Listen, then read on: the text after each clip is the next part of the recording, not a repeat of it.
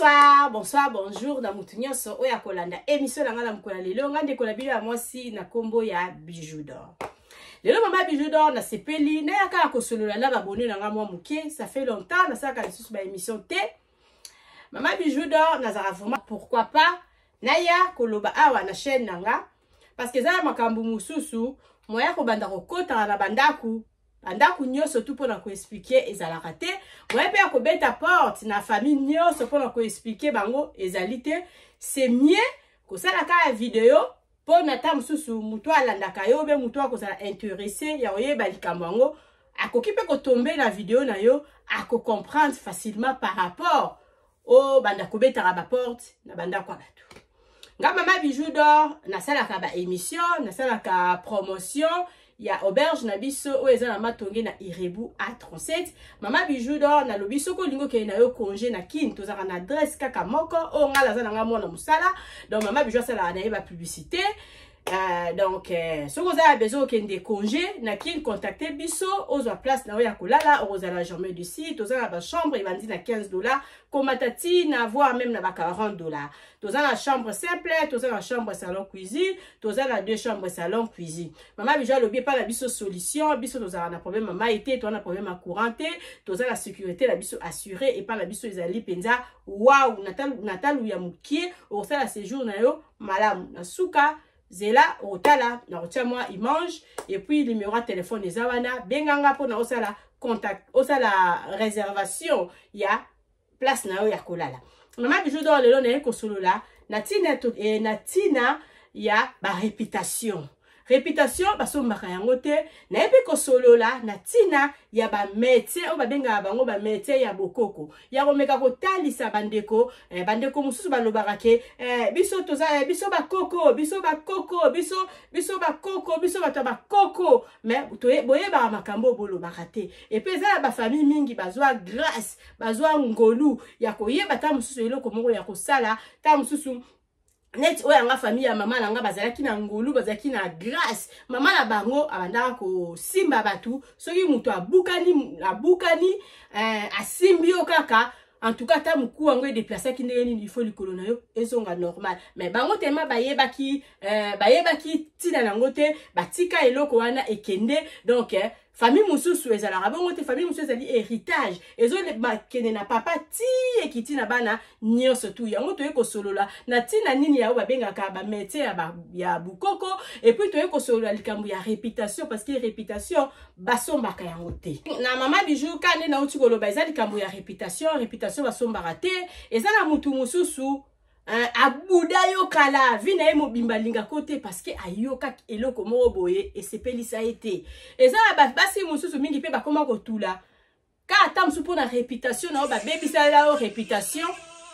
oui ba dekolanga ezali likambo ya réputation mutu musu ayina yo ka pamba boye po ayoka yo na likambo moko boye mutu moi fi mususu mona otula na yo ta musu ba bebisa la réputation moko boye quelque part en tout cas réputation basomba ngote yango ana bakoma ko kanga batu au saleli muninga chantage à mabe so ba preuve ezali en tout cas tokie kosamba donc bakoma ko kanga batu parce que réputation est très important na vie à mutu to bandala ngo malembe nga mama Bijou d'Or naza beta vraiment de lisolo nanga parce que trop c'est trop na ote ko sala vidéo moko bandeko na lobaki na lobi ezala bandeko moko boye bazala so likambulanga e obe likambu moko ebimi c'est na vérifier il faut kana zonga na intel et puis intel wana aza mutu musika te azaka mutu oyo azala pembeni nanga mutu oyo aza soi-disant azaka famille na ngai donc yendika mutu abomaka nga bana wana babomaka nga baza moko aza na ki misusu baza na poto sans kotanga bakombo na bango et uta d'abord et utaka na famille onga na balelaka ezala soki likambu bana wana o soi-disant bandeko langa baba mataka kaka likolo bakende kaka pa famille onga na balela pona kofinga nga pona koloba n'importe quoi kaka bango o moko ya mwasi nga na kende congé na ki bavanda na nganda azoyebisa ex nanga donc papa ya bana nanga alobi ovandi awa mwasi na okuya ya Congo yebi makambo azo sala soki ka okangi biso zongi na Congo ko mona makambo azo sala donc batu bazala wana ezala mutu abenganga mutu akamwa lobi bozala ndenge nini soki kaka likambo ifo bana wana bazala na kati donc namoni yango penza nde na ute ko sala video mona lobi trop c'est trop na vanda na yebisa bana na ngana banda ko yebisa bango e bandeli ndenge to banda kokola tina mukolo na sukisaki koloba wana na yebisa bango nyonso sauf na bomba eloko te na bingamu ko na kamwaka kutu baza batu oyo na eda bango na bavi na bango ti bakoma ta musu na bapoto we grâce ya moi parce que soki ezalaki nga te bange mpe bakoma na bapoto te na bimisa bamikanda na nga na tia Angers na bimisa bambongo na nga moko azalaki na Congo abandaki kobenga nga kaka seruta nga nazali na bino nga tinda kombi alobi kotinda kombi te nga naza kombi seruta benga nga seruta nga na sacrifia bambongo ebima ebele malgré ezalaki nga moko te batu mususu pe batia mais nazalaki parmi le sel oh atia mbongo ebele pour na voyage moi na mobali wana aye na poto na même chose na luki ba avocat na sala boy abala akeneki ko se présenter na famille moi si na ye na luka ba mbongo banini na organisa na sala vraiment la vie na bango mais na yebaka te eloko nini nga na sala mwana wana ya mobali eloko nini nga na sala oya mwasi eloko nini na sala oya Congo parce que mutu azali monteur mutu azali mutu oya zalaka oya menaka groupe wana ezali ya mobali yende mutu oya kin abengaka ya poto abengaka lobaka ke wina benga yaya na ngande elombe yaya na ngande boy oya kin soka bengi ya poto ale ya poto nde akati yo mutu donc c'est comme ça ngai na vie na ngai nazali na komi un peu babenga ngo traumatisé c'est trop dit mais na komi komona c'est trop parce que réputation nanga bozo kendika na kobebisa ngo bosi bo bebisa yango mingi bosi bo finganga bo bolingai ko bo banda ko zela esi ekokisama mais bozaka ko continuer likambu nini na vie na ngai na lingi te sikoyo nazo lingana banda ko yebisa bino likambu nini na lobi likambu ya ba médecin ya bokoko et puis to continuer ka lisolo ndenge tozo continuer peut-être ndeko ko tala nga ko yeba te mama bijo zo loba nini mais bato ba yebinga ba yebelo ko nazo loba ngai bijou je suis là naza mwana na bota mina bato ebele famille na biso toza famille munene nga moko pe na boti bana ebele donc na yebi valeur ya ba parents donc na yebi valeur ya mama surtout parce que papa na biso asi akufa o na roki koloba na koloba ngo parce que ngai moko naza mama na roki kolinga telelo mwana nanga moko a négliger ngai yango na tozo kende nango tina lelo parce que soki ezalaki mama te mbele o balobaki lamba lia na koya te nengela bana komona bango lokola biloko te nengela bana komona bango kutungana bango tungeto kutana wapi parce que ce to kuta na nzela na yebi binote mais sikoyo mama azana kati mama wana za mama ya mutu nyonso bande konanga mama na biso ayaka poto na 2004 si je me trompe pas nazala na zemi na bengisa mama langa aya mama langa bato bobengisa bato boyebi nazala na ba fiche de paie nanga mwa muke na sangisi ba fiche de paie ya papa ya bana nanga otobota na ebana na sangisi nazwi na ye ko bengisa mama langa na bengisa mama langa na bambongo ka ya bakayu ya ba 2 heures yango na bengisa mama ya kaswe médicaux il fallait mama za la poser atika na nunga mwana na ye abota et puis to sala makamuka ndenge zalaka pona un jour ko kako bénéficier ta mususu na mukanda na ye na katikati ya Allemagne mama na biso seri wana nga lazaki na zemi et puis mutu ba bizweli e kokanite mwana mwasi moko azwaka mobali moko boye seri wana mobali wana azaki na mbongo ebele selon bango azalaki na mbongo ebele bakomai komona ngai na couple na nga biso biloko te mobali wana oyo ya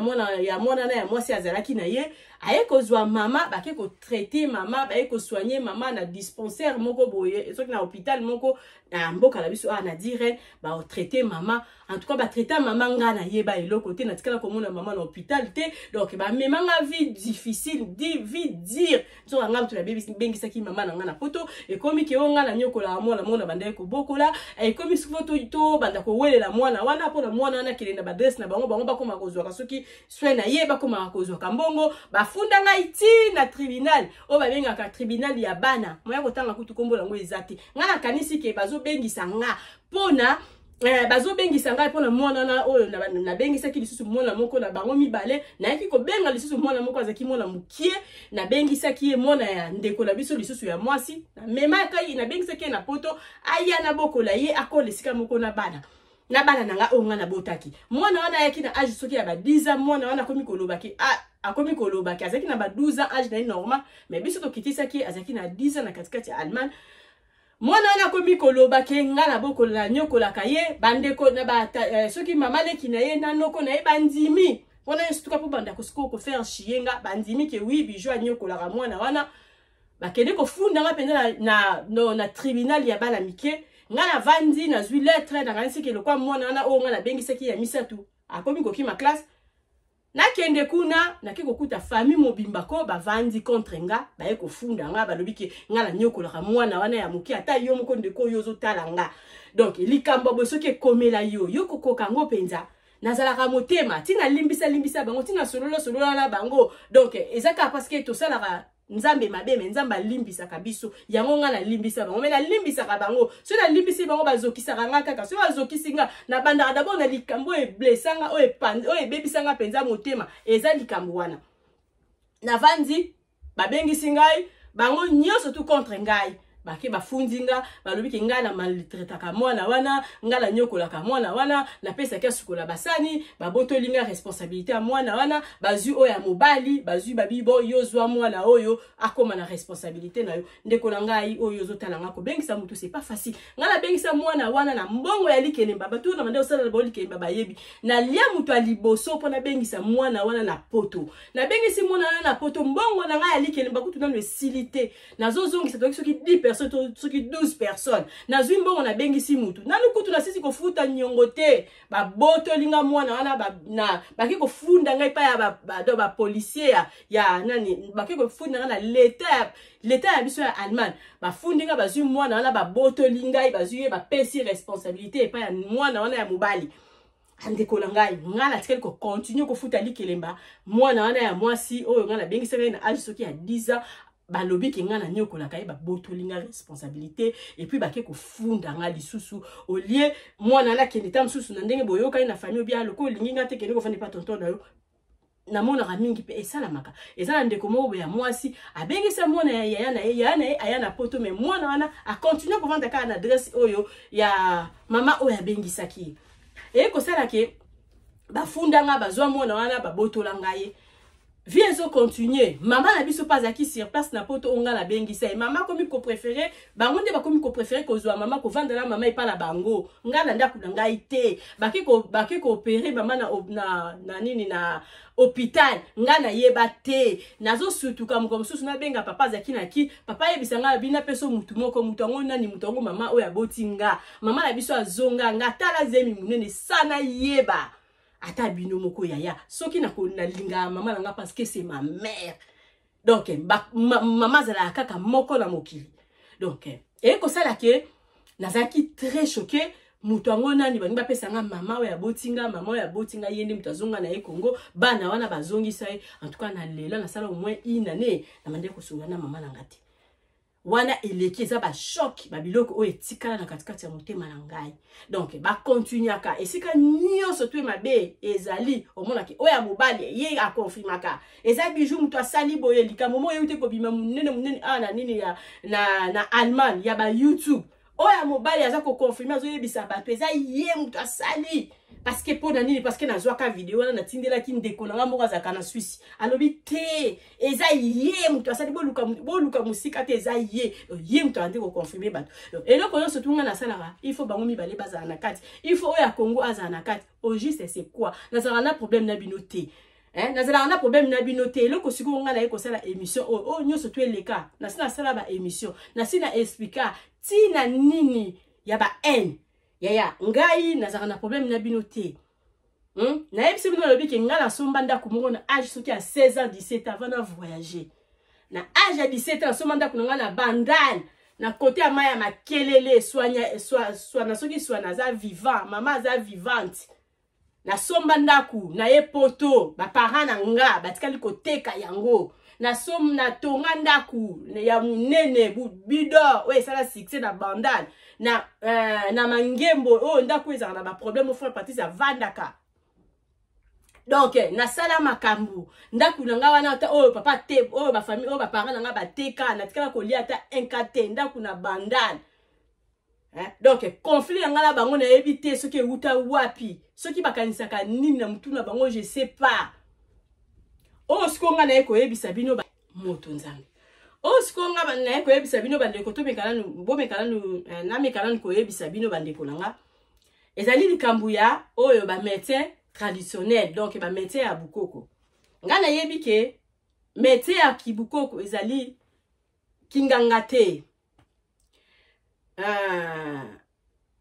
Tozala bana mike neti biso boye neti nga boye nazalaka mona muke soki na 5 ans soki na âge nini koko oya boti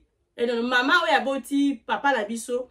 azora biso nyonso tu bana mike akata biso nazaki na banzolo kango awa mibale akata biso banzolo ka lobi apakoli biso kisi moko lobi bana ya mosi soki bokomi soki na mboka na biso oyo ngu soki nyoka a swa binote ezalaki ba croyance na ye et puis ezalaki pamba te ye moko azalaki sûr parce que astuce biso bakisi ya nyoka lobi nyoka reçoit biso te na tikala koyeba te soki ezalaki vrai parce que non nakutana pe na nyoka te mais elle était trop sûre na makambu na ye toyi koloba nini quelque part ezali kibukoko quelque part azalaki sûr na makambu abandeko asalaki na nzoto bana ya bana na ye donc azalaki sûr ezali kibukoko. Ezala ba famille musu ndenge na lobi ke famille ya mama nanga soki lelo bazalaki donc éveillé bakokai kotika la tamu susu na biloko oyo koko na mama na bango abandaki kosala koko na biso oyo ndoi nanga azalaki ke ata mutu abukani eutaki na mama na ye kuta azwaki héritage wana ata mutu mukuwa na ye bukani soki aya simbio so bandeko simba la pamba so pe bandeko simba la bakise kala na bandeko mona ndenge azo traiter batu mais na mutu na nga boye na yebi lisusu te soki asimbio mukuwa te panzala ki mukuwa ifo ezonga na place ezali bukoko eza ba biloko bazwa na ba a héritage yango epai ya famille na ye ba médecin wana babima ebele na Congo mona mususu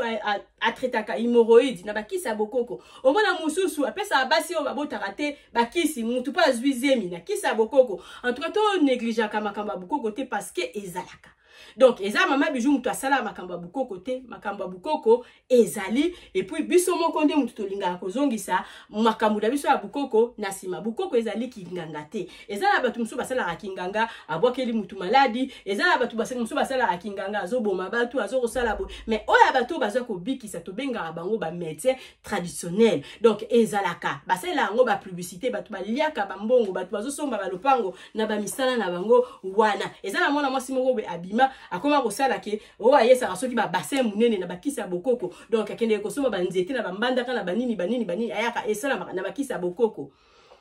donc makambo ya bokoko wana ngapo na ngana yebike ezanganga te donc na lingina koma na likambo ngana ye kosolola na bino batu mususu ezala basi mususu bakende kosomba bakisi ya bokoko wana na bazandu na banini pona babakaka wana c'est très dangereux parce qu'ils ont détruit ba santé na bino yo muto ozolo ba makamba bokoko oyebi kosomba ba mama kisa ya bibaka baka oyebi yango très bien wana ngala koko sala ngote parce que ça détruit et ça makambo pamba ezo bebi sa santé okoya kozwa tam susu ba cancer ba maladie ya mabe na ba bibaka baka mais soki mutu lelo abukani na yo yebi lelo ke mutu abukani be mutu aza na problème ya likolo pourquoi pas ngala ndeko tenter chance na mutu azo traiter na bokoko na monyango et pas na monique ça me dérange pas toke na likambo nga na yeli kande to tambola raboye to bande ko kene na ferme gérante na voiture ekufeli biso na nzela gérante na nga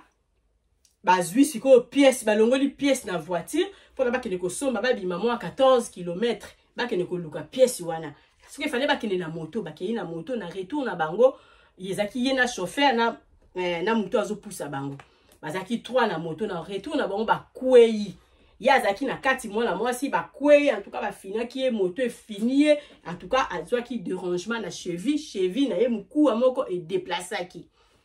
ngala vandi na bande kozela bango il fallait to bima même jour wana en tout cas ba wumeli na lali kutu na ferme na bimi ba kote kuna na sima kuna ba sala ba fufu na koma ki penza monter ndeni batu ba bimi il fallait to bima lelo comme comment ndeni bazoyate en tout cas nazaki vraiment dessus na vandi na mona ka bazoya na moto gérante na comme on est maman na dit likolo ka boye likolo en tout cas azolela chauffeur agangi on tout ko sala accident maman na dit na bukani maman bijou fungola pana na ferme na biso to ça na moi barrage moko to tiaka avant moto akota il faut to fungola nzete wana na fungoleli bango en tout cas c'était grave ba umeli ba leka ki pa ya papa moko boye asimba ba likolo ba ebisi maman na dit que il faut tikala a ce qui 3 mois ngala traité yo obukani likolo. Quand maman a dit na ye en tout cas to benga ki susu papa mususu wa simba do ka nini mboka na mobimba ba yebi ke soko bukani likolo bazana ba métier traitant na bango oyo basalisa batu na ba kisi ya bokoko bazali ebele na katikati ya mboka wana oyo biso tozali na ferme. Et ça dit que mon copain yaki ayaki kozala lokoso mbongo alobi afana simba ye $200 il faut boy en tout cas tout le monde a qui on pe ndengwana to lobi lokwa tozo bima to saka makasi to bima et puis to kenena na radio et puis to ta makamunyo surtout après et ça qui to bongisi voiture na biso na ndenga zaki koyoka pasi wana to bimi ko bima to bimi maman a dit lobi na mona tongo akendeki radio kokendeki radio en tout cas vraiment maman a dit muku na radio na personne ozui ba nini na ba photo na ba kangaka ya radio ko mona penza ke oui muku amoko penza est détaché tala likolo ndenge vimbi na ba na ni na ba métier ba ebisi soni ba bi photo futa soki $800 il faut ba kotisa eli bende na katikati ya likolo parce que likolo za ya kubukana ba makambo ebele donc maman a dit il faut ba kanga na hôpital et ko sala ke tolobite to mekana ko pesa ba métier ya bukoko chance tombe pesa bango chato yiko zonga lisusu na ferme kozonga tozongi na ferme ba ko lakisa biso moko azaki jeune azali mwana chef coutumier papa na ye mutu atikela ndé na lobi kamba ba héritage papa na ye mutu atikela héritage wana ya ko soigner batu soki babukani mikuwa ye aswanyaka azot sala musala wana azana mwana na ye lisusu wa mukewa azoko préparer ye pona lelo soki ya zate mwana na ye wana azwa relève toyeko kende pa toyeko luka tata wana tokeiti et pa ya nanda kuna bango premier jour azala kite maman na ye asalika premier soin de likola maman a dit to pesa ni ba numéro de téléphone na ferme na tongo mwana mobali wana ye ayeko banda ko traiter maman a dit et ça dit que tozonga mwana mobali wana alanda biso azana ye jeune aza même pas na ba 50 ans même pas na ba 40 ans akokoza na ba trentaine. Et ça dit que mukolazo traiter maman a dit déjà 2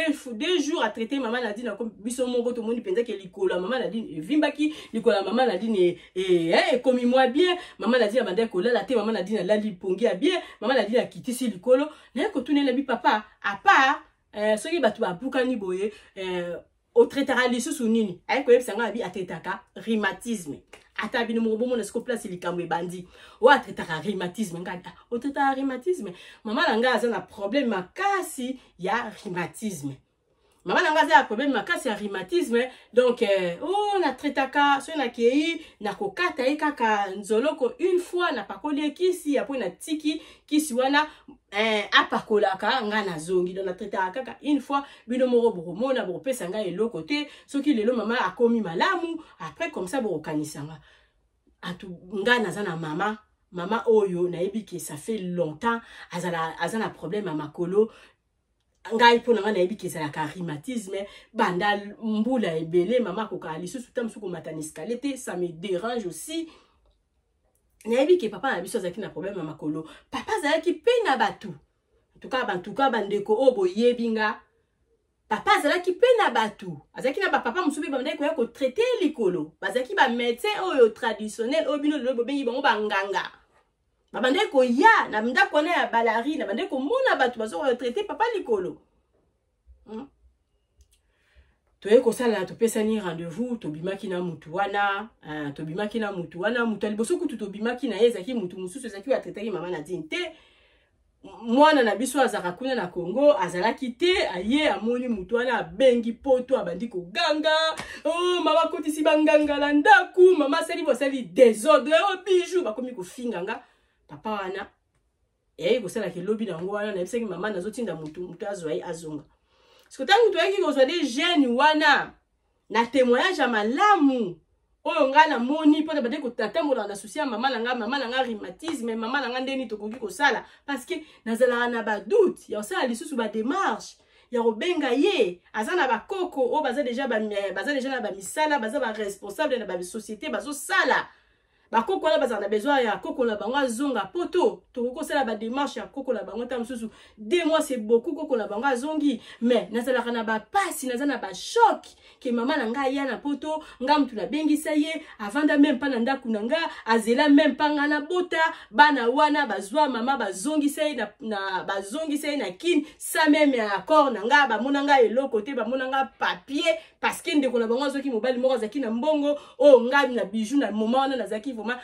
nazaki penza inutile na société na bango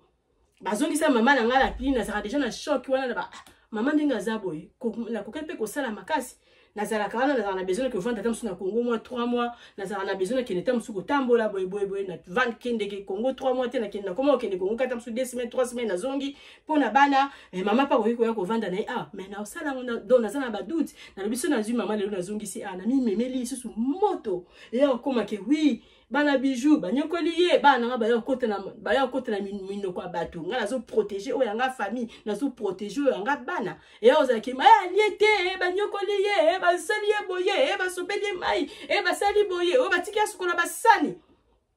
nyoso to na koma ko raisonner parce que na linga ko bomba o yanga famille mais ko sala ke bino moko bandi kunanga bolandi lisolo oyo mutu wana nga na zuye akende ko traiter mama akomi mbala liboso asali makambo na ndenge asalaka nga na yeba ke mama na nga zala na tension ba maladi mususu na yebite nzoka ba mama baza wana baza ba maladi belebele na banzoto na bango mama la biso tonga yaki na poto bakanga kaiso na ba maladi combien parce que mutu auti na ki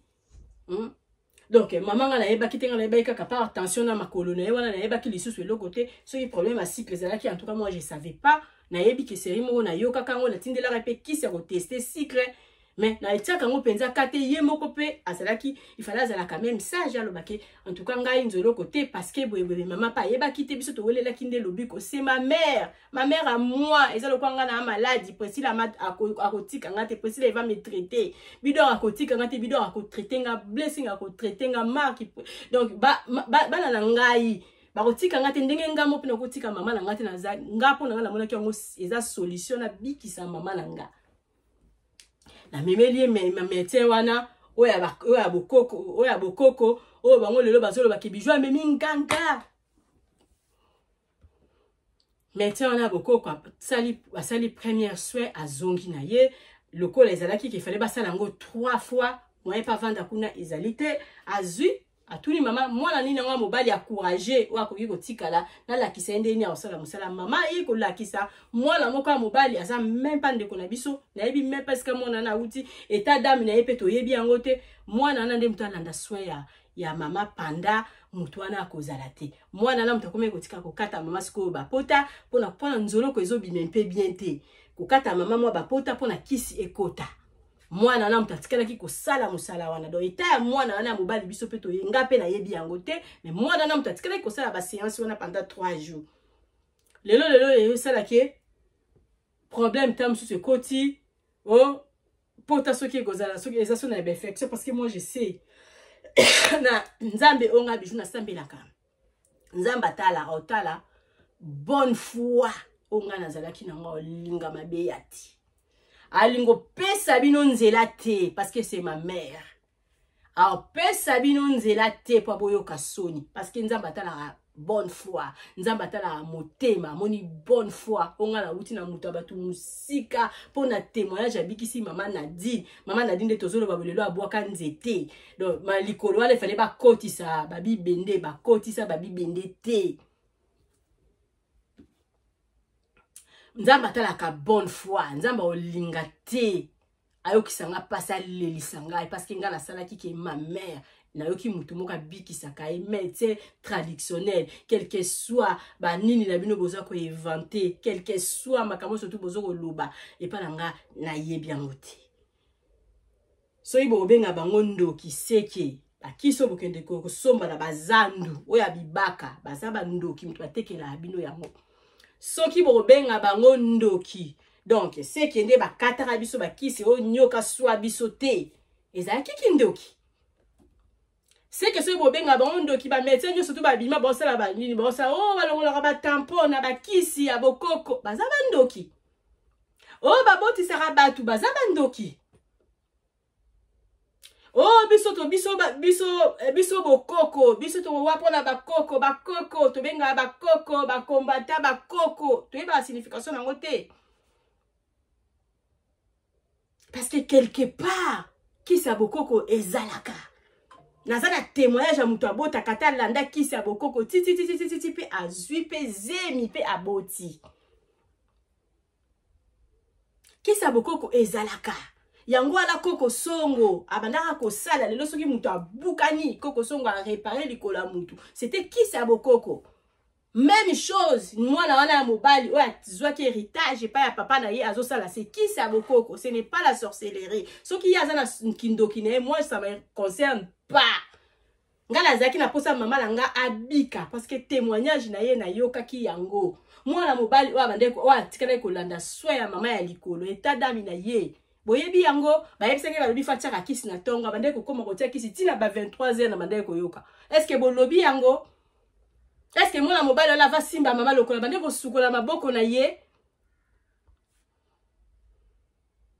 donc toza bana mutu na mutu azwa tâche na ye pona moboti na ye tosalaka makambo pona mutu ya mokili apesanga afutanga te tosalaka pona nzambe oyo aza nzambe ya lola donc balobi ke mutu akolinga bapara na ye mutu akotosa para na ye donc azala kozala béni eloko seke moi je fais mais boye etufaka nga bolinga nga na aider mama na nga te pourquoi nabengisa mama na nga la poto aya pona nga nazwa soin na ye bino bosala tu bozwa mama bozongisa ye lelo soki mama za maladi bosala kasi makasi bino pe bomema ye na poto bomema na bapoto bandako na bino temanga na okoma na ngai te mais un jour bokotika ye na tala nzela na pesa ye mbote ezaka bien pona biso nyonso lelo soki mama na za bien eza bien pona nga bijou mandeko na bolandi ya bolandi mama bijou sikoyo batu bakomi kosalela nga chantage balobi lokola zwaki métier wana traditionnel a soigner mama na nga na bijou ememi nganga bijou ena banganga donc ngampe tambola wana banganga laissez lui dire mutu ayebi biso na bino surtout bozolo bana mutu ayebi bible lokola nga azate na bino surtout bozolo bana mutu avanda apela na zo sambela wasala ba carême lokola nga azate moi je sais nzamba azali nayebi ke nzambe azali puis mama ya bana kolinga kosimba kosangisa nzambe na kisite moi je nayebi kisite donc soki kozala na kisi ndenge naza na vie nga bijou naza nango te parce que bino moko boyebi na banzo luka mbongo kala donc je suis toujours la même na changeaka te na mataka te na kitaka te na lobaka na bino malembe mbangu pema donc so nazalaki na kisi mais ndako wana ya erebu ndenge nasala yango na 1 mois et puis nasilisi ndako mais tellement bozwi kaka ya ndenge wana yango na bozomona ke ezotambola kaka na ndenge wana alors na nyonso to bino boyoki bandeko nanga bino mosiko bokoyeba soki kisi eza place nini nyonso to il fallait na loba na lobi o na bosani na koki kozongela yango comme deuxième bande o eza première bande na lobi ke soko yoki video nanga oyo oyebi eloko nga nazoloba mama bijou na lobi kaka réputation ya mutu asomba yango te botika kosalir ngati na niveau nyonso to ya kosala bosi bosala na bino et puis botika kokotisa bana na wana kati ya makambo wana mutu azana ba problème na bino c'est moi boluka bana ngate pona kokomela bango boluka bana ngate pona kotindela bango message so bozana posa na ngabo ko sala makasi boluka adresse skanga na vandaka boyi ko sala makasi tana nzela botele misanga mais botika kokotisa bana wana makambo donc na lingi te na bango ndenge moko bino pe ngai pe na ko utiliser bana na bino te pona yebisaka bana bino makambo so azana besoin na bino so na kozwa bino te seki ife kufila ngana mutema donc bana baza bana bokotisa bana ngana makambo te alors je sais pas ce qui dit comme ça ko loba ekozala oui na komi na ngana ko sukisa na moni susu eloko ko bakisa ezalite eloko kana ko loba papa na biso akufaki ezalaki côté mosusu mutu abomaki ye papa akufaki no liwa normal mutu abomaki ye azali te akufaki na ye liwa normal abotaki bana baboti amoni bakoko ya bakoko biso pe tosenga nzambe apesa biso longue vie sikoyo bino boloba kaka babomaki ye koto wana babomaki bakoma batu malamu sikoyo bino bokoma mona ndoki ndenga donc côté kuna babomaki esila bino mo boyebele o nazoloba côté kuna babomaki esila naza na ba voice naza na makambo surtout luka kimia parce que ngaza na problème na bino ata moke te lini lisusu côté kuna lisusu ya Belgique yepe papa wana azala pe na kisi te basaki ya ni portefeuille ceux qui portefeuille ya rouge sac ya rouge ebimisaka mbongo mutu nyonso tu lelo soki azwi bolobake asimbi kisi o azalaka na kisi o asalaka boye elo tobosanaka nzambe nde mutu apesaka kisi ezalaka te bakisi ya malamu oyo tozomona ke wi héritage euta likolo ezokita bazotraite na bango bato c'est ça mais kisi abozwi o kisi oganye mobali ça s'existe pas ezalaka te eza lokuta parce que omona nganga ye moko na mbongo te nganga ye moko aza na bana babalaka te donc ça c'est ezalaka te lelo soki pe ezalaki kisi mais ta mosusu tokoko ozala nde toza te soki pe nza kisi wana ezalaka mais tellement lokwa bozwi eza nango ya nzambe yango tozotambola ka place oyo tozotambola ndako wana ya oyo tosalaka tokoki otonganga ata 10 ans malembe na mbongo ya mutoki ya mbongo ya bakliya yango wana mama bijo azosala mosala ya apart wana eloko mosusu eza te kote kuna baboma bango lisusu te okoma oluka siko nga nde mutu naboma mutu wana baboma mutu te aza na longue vie bakoko na ye baa na besoin na ye toza na besoin na ye bino bozwa part na bino nga mpe nazozwa part na nga mutu nyonso tozoluka mapamboli na ndenge na ye eloko nga nasala bino etikala koyebana te natika koyeba ngo te na vanda na okanisa na sala bana o nini seri moto welela mbongo matanga eloko lisusu nini o ngala bino to welelaka eza wapi ngala sala bino eloko te bosalisa ngai te na bino mibale o soki bino misato wana nzimi te mutu mona tikala kolia ata 100 € na ye to banda kutata na 50 mais limaboko oyo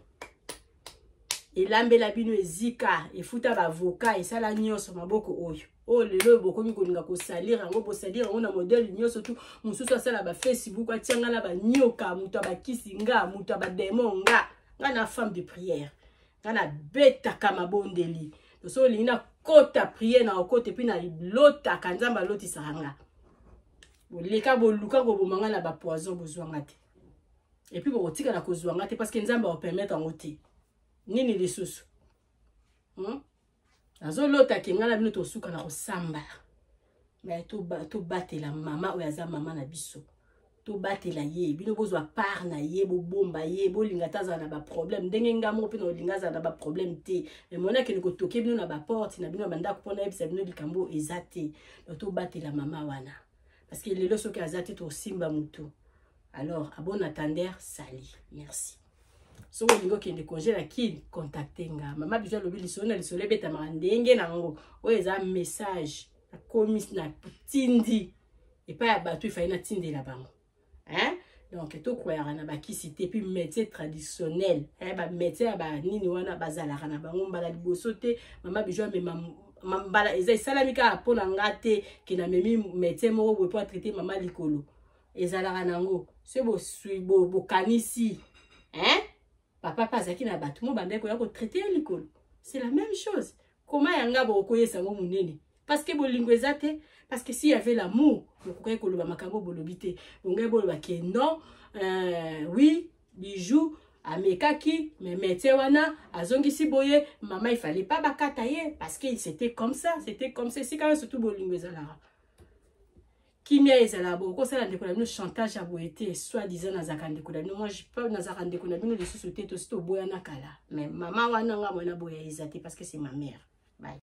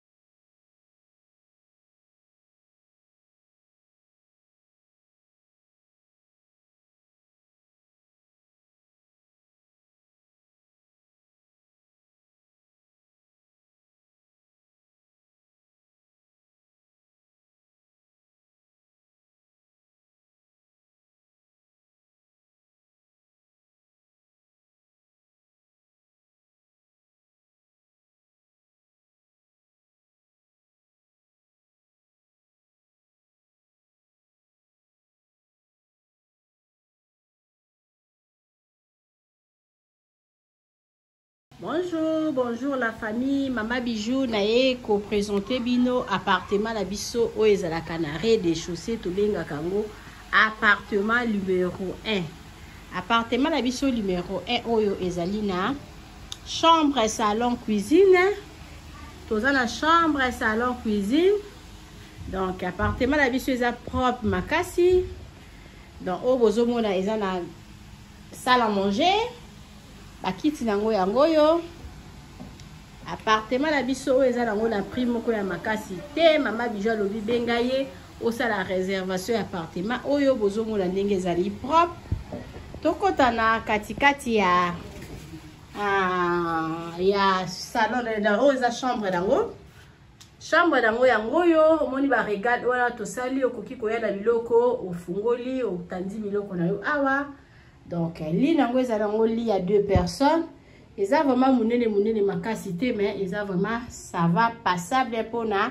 2 personnes. Eza na climatiseur. Chambre na biso yango yo. Tokota totala toilette nango. Toza la douche na biso douche debout.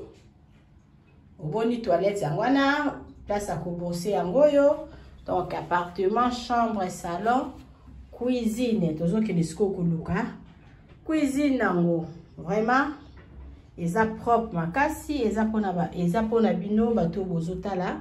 pona babone ya Mama Bijou ya bato mopesanga confiance. Boya na